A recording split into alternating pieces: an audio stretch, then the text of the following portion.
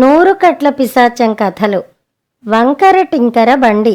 ఒక గ్రామంలో నాగరాజు అనే సంపన్న గృహస్థుడున్నాడు. ఉన్నంతలో 10 మందికి సాయం చేస్తూ మంచివాడని పేరు తెచ్చుకున్నాడు. ఒకరోజు ఆయన వీధి అరుగు మీద కూర్చుని ఉండగా ఇంటి ముందు ఓ గుర్రం ఆగింది. దాని మించి దిగిన రౌతు నాగరాజుకు నమస్కరించి, నాగరాజు గారు తమరేనాండి అని అడిగాడు. నాగరాజుకు ఆ మనిషి ఎవరో తెలియక, ఎవరు బాబు నువ్వు అన్నాడు. నేను వల్లభపట్నం నుంచి వస్తున్నానండి. పని మీద ఇలా మీ ఊరి మించి వెడుతున్నానని తెలిసి మీ మిత్రుడు కృష్ణకాంతుడు మీకో కబురు చెప్పమన్నాడు. వచ్చే వైశాఖ మాసం తొలి ఏకాదశి నాడు ఆయన పెద్దమ్మాయి పెళ్ళి. తమరు సకుటుంబంగా వచ్చి తీరాలని మరీ చెప్పమన్నారు. మీరు రాకపోతే నేను కబురు చెప్పలేదనుకుంటారు. కబురు అందితే మీరు తప్పక వస్తారని ఆయన నమ్మకం అన్నాడా రౌతు. హఠాత్తుగా కృష్ణకాంతుడి పేరు విన్న నాగరాజుకి బుర్ర సరిగా పనిచేయక రౌతును కాసేపు ఉండమని కోరాడు. కానీ నాకు చాలా పనులున్నాయండి, వీలు చూసుకుని మరోసారి మీ ఇంటికొచ్చి ఉంటాను అని రౌతు హడావిడిగా వెళ్ళిపోయాడు. నాగరాజు తనకొచ్చిన ఈ ఆహ్వానం గురించి భార్య సుందరమ్మకి చెప్పాడు. కృష్ణకాంతుడంటే మీ చిన్ననాటి స్నేహితుడంటూ ఉంటారు, ఆయనేనా అన్నదామె. అవునని తలూపాడు నాగరాజు. వల్లభపట్నంలో ఆయన ఎక్కడుంటున్నారో ఆ వివరాలన్నీ కనుక్కున్నారా అడిగింది సుందరమ్మ. ఆమె అలా అడగడానికి కారణముంది. నాగరాజు ఇంచుమించు ప్రతిరోజు కృష్ణకాంతుడి గురించి ఇంట్లో చెబుతూనే ఉంటాడు. చిన్నప్పుడు కృష్ణకాంతుడి కుటుంబం ఇక్కడే ఈ ఊళ్ళోనే ఉండేది. 15 ఏళ్ల వయసు వరకు ఇద్దరూ కలిసిమెలిసి ఆడిపాడి ఒకే ప్రాణంగా ఉండేవారు. ఆ తర్వాత కృష్ణకాంతుడి తండ్రి వ్యాపారం నిమిత్తం వల్లభపట్నం వెళ్ళాడు. అప్పట్నుంచి నాగరాజుకు కృష్ణకాంతుడి కబురు తెలియరాలేదు. ఒకసారి వెళ్ళి మిత్రుణ్ణి చూసి రావాలని నాగరాజుకుండేది. కానీ అసలు కృష్ణకాంతుడు అక్కడ ఉన్నాడో లేడో, ఉన్నా అంత పెద్ద పట్నంలో ఎక్కడున్నాడో వెతికి పట్టుకోవడం ఎలాగో తెలియక ఊరుకున్నాడు. కనుక్కోలేదనుకో, కానీ వాడు వల్లభపట్నంలోనే ఉన్నాడని తెలిసింది కదా. పల్లెటూళ్ళలో ఉండే నేనింత బాగా డబ్బు గడించాను, వాడక్కడ ఇంకా చాలా గొప్పవాడైపోయి ఉంటాడు. పేరు చెబితే చాలు ఎవరో ఒకరు వాడి గురించి చెప్పకపోరు అన్నాడు నాగరాజు. ఏం మనిషో, ఏ వివరాలు సరిగ్గా కనుక్కోరు అని సుందరమ్మ గొణుక్కుంది. నాగరాజుకి ఆ బాధే లేదు. తన భార్య, 2 కొడుకులు, 2 కుమార్తెలతో కలిసి ఇంటిల్లి పాది పెళ్లికి వెళ్లాలని తీర్మానించాడు. ఇంతమంది పట్నం ఎలా వెడతామండి అన్నది సుందరమ్మ. మన బండి ఉందిగా, మనం 6గురమేగా, అందులో సులభంగా 10 మంది పడతారు. మన గుర్రం కూడా బలమైనది. పట్నం ప్రయాణం కనీసం 2 రోజులు పడుతుంది. ఆటకి పోటీకి ఈ బండి గుర్రం తప్ప ఇంకేవీ తట్టుకోలేవు అన్నాడు నాగరాజు. నాగరాజు ఇంట పూర్వీకుల కాలం నాటి గుర్రపు బండి ఒకటి ఉంది. నాగరాజు తాత కొత్తగా పని నేర్చుకుంటున్న ఓ వడ్రంగి చేత ఆ బండి తయారు చేయించాడు. ఆ వడ్రంగి ఆ బండిని ఎలా తయారు చేశాడంటే చూసిన వారందరూ దాన్ని వంకర టింకర బండి అనేవారు. ఆ ఊళ్ళో సూరయ్య అనే వాడి దగ్గర నుంచి ఆ బండికి ఓ గుర్రాన్ని కొన్నాడు నాగరాజు తాత. ఆ గుర్రాన్ని అందరూ గాడిద అనేవారు. చూపులకు కూడా అది అలాగే ఉండేది.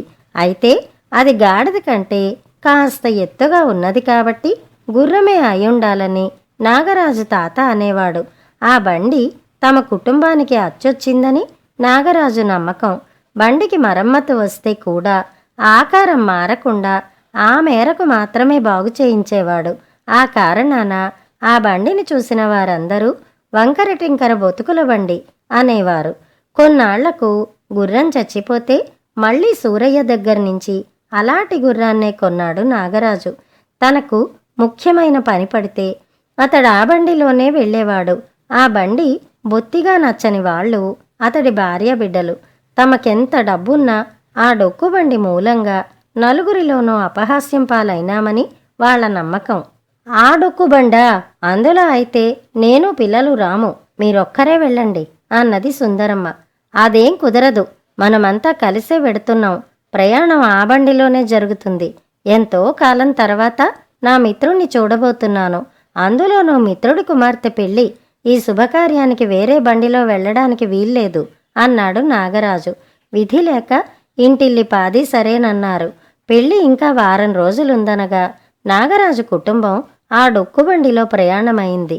ఒక రోజంతా ప్రయాణం చేసి వారో గ్రామం చేరుకున్నారు. అక్కడొక పూటకోళ్ల ఇంట్లో బస చేశారు. అక్కడ అన్ని సౌకర్యాలు అమిరాయని, అదంతా బండి చలవేనని నాగరాజు అన్నాడు. సుందరమ్మకు ఆ మాట నచ్చలేదు. అవతల మీ స్నేహితుడు ఎంత గొప్పగా వెలిగిపోతున్నాడో ఏమో, ఆయనింటికి డొక్కుబండిలో వెడితే నలుగురిలోనూ ఆయనకు చిన్నతనం అవుతుందేమో మరి అన్నది. నా మిత్రుడు అలాంటివాడు కాడు. చిన్నప్పటి నుంచి మా ఇద్దరివి ఒకే అభిప్రాయాలు అన్నాడు నాగరాజు. వాళ్ళు పూటకోళ్ల ఇల్లు వదిలి బయలుదేరాక ఎన్నో ప్రాంతాలకు కూడలిగా ఉంటున్న ఓ పెద్ద గ్రామం వచ్చింది.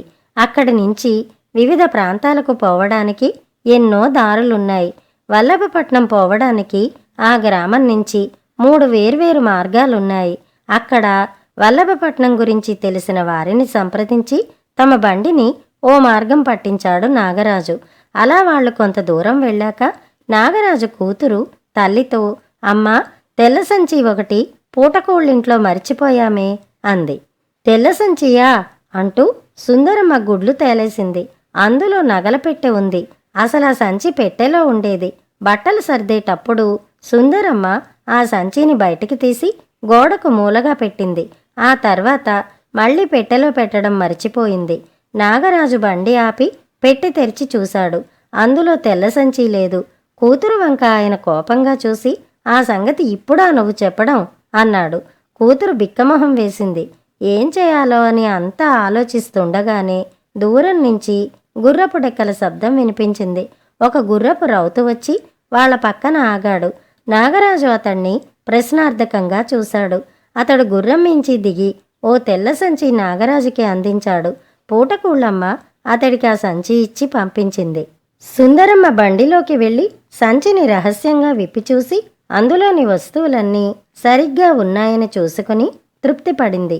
ఈలోగా నాగరాజు, మేము వల్లభపట్నం వెడుతున్నట్టు పూటకూళ్ళమ్మకు చెప్పనైనా లేదు. ఇంత త్వరగా నీవు మా ఆచూకీ ఎలా తెలుసుకోగలిగావు అని ఆశ్చర్యంగా ఆ రౌతును అడిగాడు. మీ బండి ఆనవాలు చెప్పగానే ప్రతి వాళ్ళు మీ గురించి చెప్పగలిగారు. అందుకే త్వరగా మీ ఆచూకీ తెలిసింది అన్నాడు ఆ రౌతు. నాగరాజు ఆ రౌతుకు 5 వరహాలు కానుకగా ఇచ్చాడు.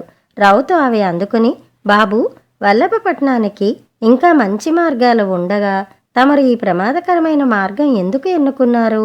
దారిలో క్రూరమృగాల బెడద ఉండవచ్చు అన్నాడు. నాగరాజుకు బండిని వెనక్కు మళ్లించడం ఇష్టం లేదు. ఎందుకంటే మిగతా మార్గాల్లో 1 రోజు పట్టే ప్రయాణానికి ఈ మార్గాన వెడితే 1 పూట చాలని చాలామంది చెప్పారు. అదీ కాక అప్పుడే కొంత దూరం వచ్చేశారు కూడా. రౌతు వెళ్ళిపోయాక సుందరమ్మ భర్తతో, ఆలస్యం అయితే అయింది గాని బండిని వెనక్కు మళ్లించండి అన్నది. నాగరాజు వినలేదు. వాళ్ళలా కొంత దూరం వెళ్లేసరికి దారికి అడ్డంగా పడుకున్న ఒక జంతువుని చూశారు. నాగరాజు బండిని ఆపాలా పోనివ్వాలా అన్న సంశయంలో ఉండగానే ఆ జంతువు తటాలున లేచి బాట వదిలి పారిపోయింది. అది ఒక పెద్ద పులి అని బండిలోని వారందరికీ స్పష్టంగా తెలిసింది.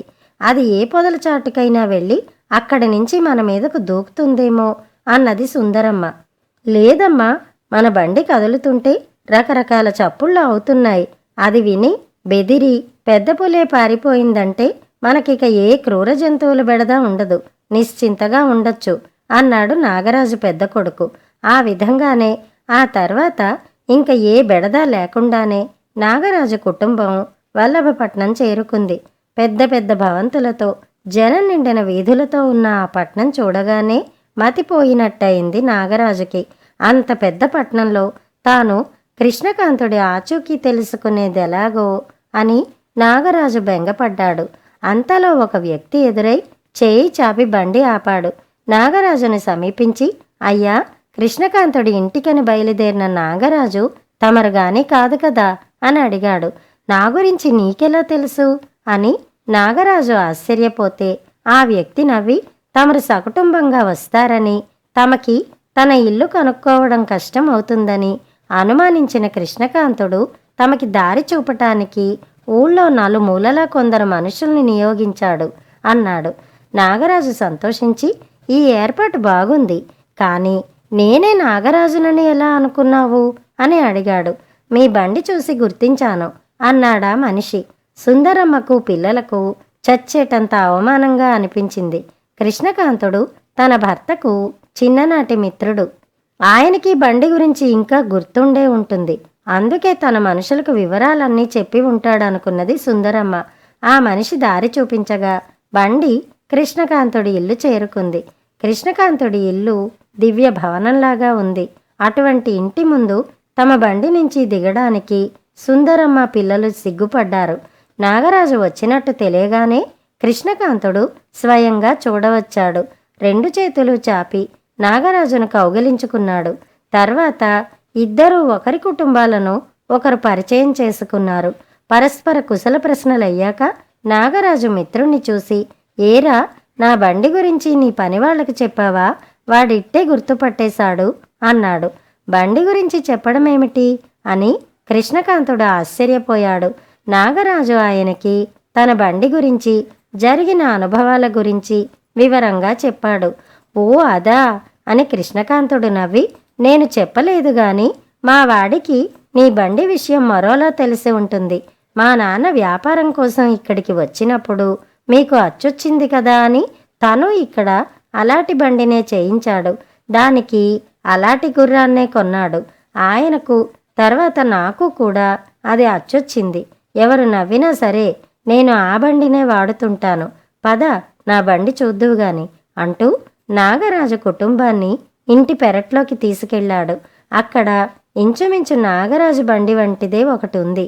అంటే కృష్ణకాంతుడి పనివాడు నాగరాజు బండిని చూసి, ఇలాంటి బండి కృష్ణకాంతుడి స్నేహితుడికి తప్ప వేరెవ్వరికీ ఉండి ఉండదని తీర్మానించుకుని సులభంగా నాగరాజును గుర్తుపట్టాడన్నమాట.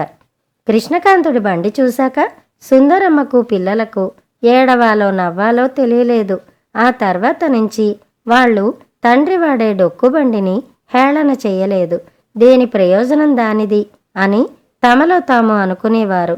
వినయశీలుడి కథ పూర్తి కాగానే మంచి కథలు వినడానికి మించిన గొప్ప వినోదం ఏముంది? ఇప్పుడు నా మనసు ఎంతో తేలికపడింది. నా కనులకు మత్తు ఆవహిస్తున్నది. ఇటువంటి కథలు వినడానికి బదులు మనసును బాధపెట్టి నిద్రపాడు చేసే వినోదాలతో ఇంతకాలం నా సమయం వృధా చేసుకున్నాను అనుకున్నది మహారాణి. మహారాణి ఆలోచనలు ఎలా ఉన్నప్పటికీ ఆమెకి కథ బాగా నచ్చింది. ఆమె కథని మెచ్చుకోగానే వినయశీలుణ్ణి ఆవహించిన 100 కట్ల పిశాచానికి మరో కట్టు విడిపోయింది. మర్నాడు వినోద ప్రదర్శనకు ముందు యథాప్రకారం కథ వినడానికి మళ్ళీ వచ్చింది మహారాణి. వినయశీలుణ్ణి ఆవహించి ఉన్న పిశాచం మరో కథ చెప్పడం ప్రారంభించింది. మళ్ళీ మరొకసారి ఆ కథను విందాం. అంతవరకు సెలవు.